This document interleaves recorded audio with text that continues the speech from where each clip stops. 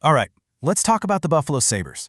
This is a team with a history, man, it's one of the most passionate and honestly, one of the most tested in all of sports. So their story really begins and kind of ends with this number right here, 0. That's how many Stanley Cups the Buffalo Sabres have won in over half a century. And trust me, that number, it absolutely haunts the franchise and its unbelievably loyal fans.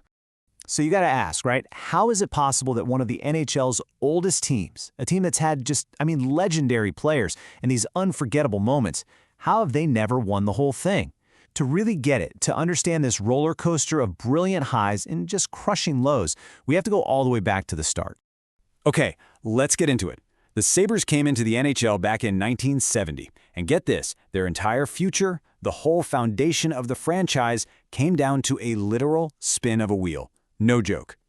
I mean, talk about a shaky start. The team's fate was literally in the hands of a wheel of fortune. They were up against the other new team, the Vancouver Canucks, battling for the #1 pick in the draft. And this wasn't just any draft pick, you know. This was for a guy who was a total game changer, a superstar named Gilbert Perreault.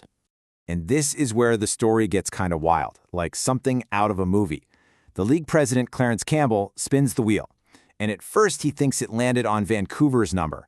But the Sabres GM, a guy named Punch Imlach, he wouldn't let it go. He made him check again. And sure enough, the pointer was on 11. And just like that, boom, Gilbert Perreault was a Buffalo Sabre. So that one lucky spin, man, it just kicked off the team's first real golden age.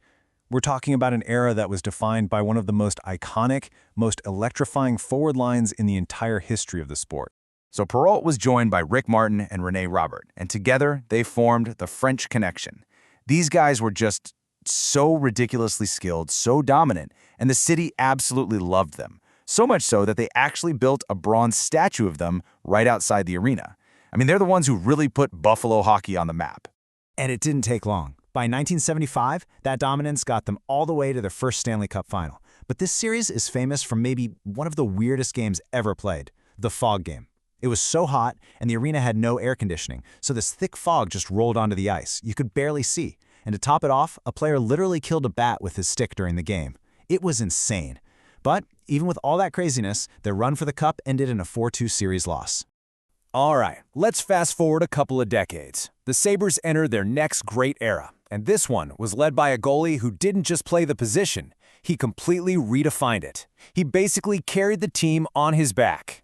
So in the mid-90s, the team got this new aggressive look, the famous goat head era. And with this whole new identity came a new hero, a goaltender named Dominik Hasek.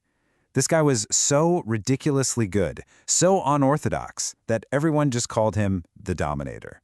And with Hasek just playing out of his mind, making saves that looked physically impossible, the Sabres clawed their way back to the Stanley Cup Final in 1999. This time, they were up against the Dallas Stars, who were an absolute powerhouse.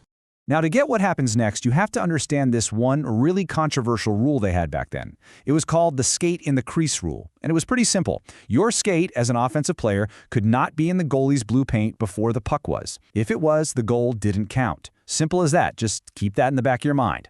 So the series all comes down to Game 6 in Buffalo, and it's a marathon. It goes past regulation, through the first overtime, through the second overtime, and then deep into triple overtime. One of the most controversial, most disputed goals in the history of the NHL happens. Dallas's Brett Hull scores the goal that wins the Stanley Cup, but his skate is clearly in the crease. Everyone in Buffalo saw it. It should have been no goal.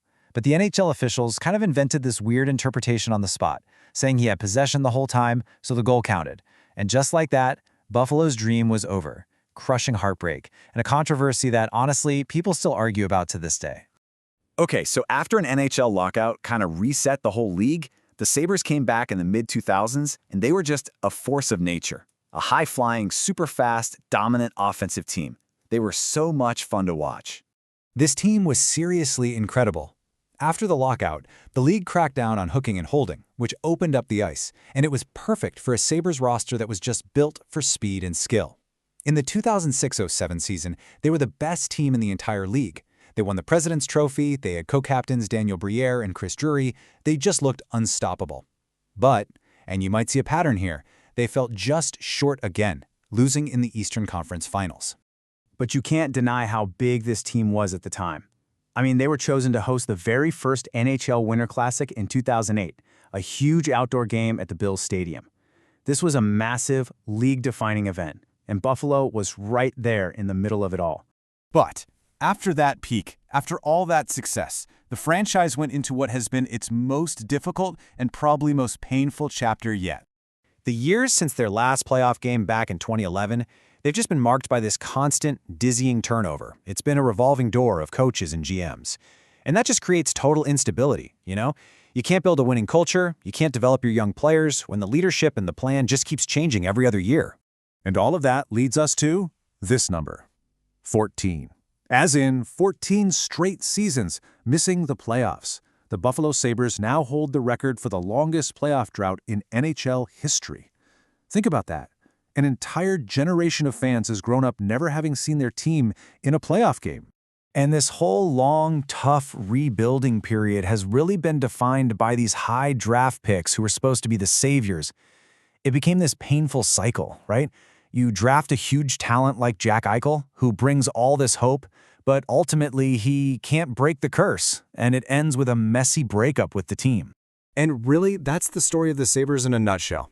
It's this constant tug-of-war between the legendary past, with icons like the French Connection, and this really difficult present, represented by all these talented players who have tried and failed to carry that legacy. So it all leaves us with the big question for this team and its unbelievably loyal fans. After all these decades of being so close, of having legendary players, and suffering just the most profound heartbreak you can imagine, will this next generation, can they finally be the ones to finish the job and bring the Stanley Cup home to Buffalo?